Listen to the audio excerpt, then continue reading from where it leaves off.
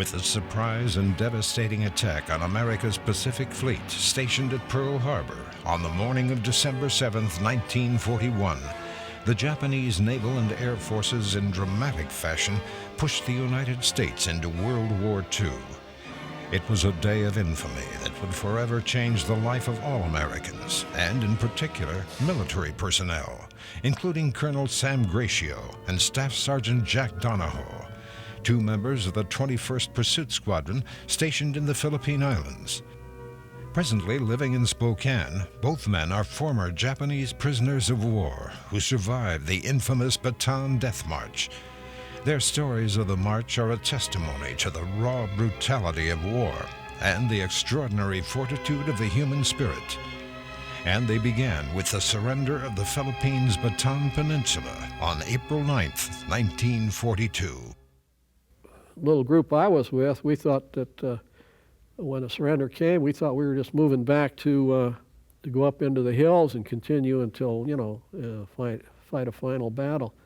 Yeah, but that's the way it turned out. Yeah, everybody despaired to see the flag come down and the white flags go up and all this sort of thing, and it just made you about half sick just thinking of that. They held us in great, great contempt because of surrender. They figured we were cowards, we were traitors, and by our surrender we were forcing some other guy to go over there and fight for us. And we lived under a constant state of intimidation. You didn't know from one minute to the next what the hell they were going to do. I've seen men beaten up, and I was wondering, why are they beating them up? What did he do? Just for no reason at all. Their whole purpose in life, as I could see it, generally speaking, they wanted us to die. First thing he did, started banging everybody that's still wearing helmets. So he had these little helmets for like World War I helmets. And everybody started discarding them pretty fast because they'd knock them off of you. And if you had a watch or ring or money, anything they wanted, they just took. If you didn't like it, well, they'd shoot you right there or cut your head off, whatever they felt like doing.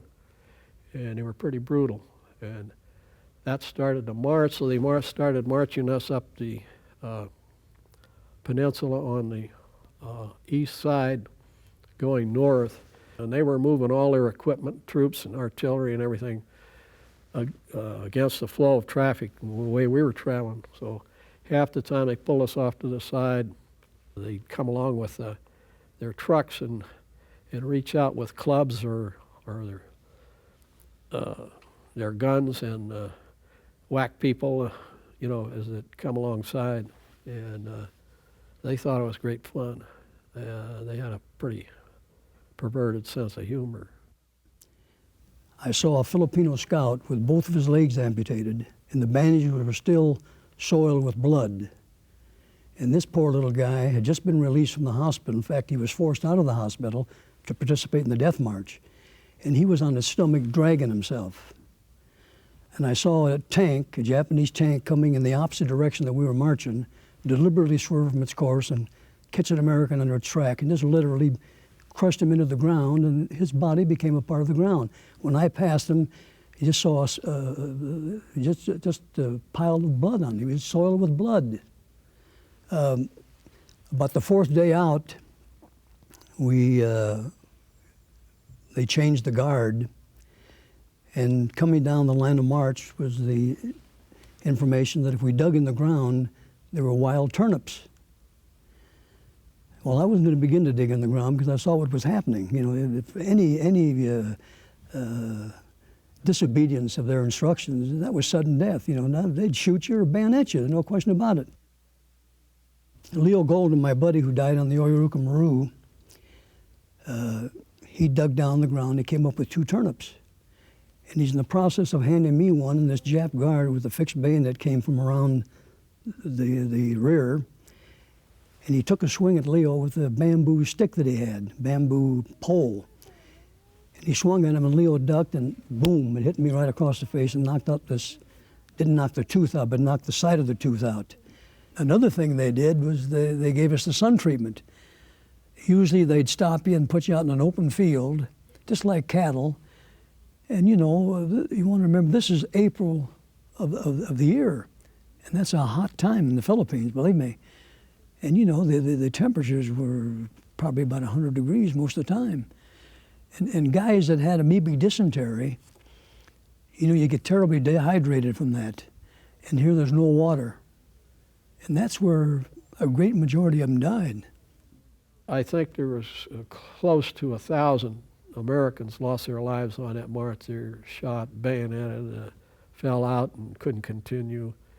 I tried to stay in the middle of the group, which was one thing that I think helped. You know, you're in a big crowd, and of course I'm small, it helps. And the Japs like to pick on the bigger Americans, kind of gave them a sense of feeling better about themselves, I guess. It was difficult to maintain your sanity, but you had to have a will to live, you had to believe in something, and those of us that knew how to pray, I think that was a big help to us. Without faith, it'd be, I think, almost impossible to survive. You had to believe, otherwise, you know, you always felt, well, God's going to help me, and He did help me, and any of those that returned, He sure helped. You know, when I see a lad that's been to war, one of the first thoughts that comes to my mind is, that guy helped me preserve freedom. There are thousands of men who lie in the sands of distant, desolate, foreign lands. They died for us, for you and me, to help us keep this great land free. A salute to them and a prayer to God to help us act deservingly.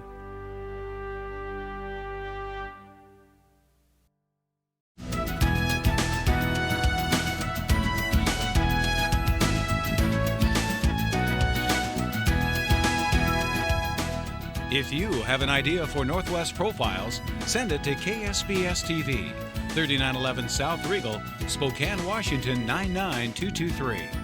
Northwest Profiles is a presentation of KSPS Public Television.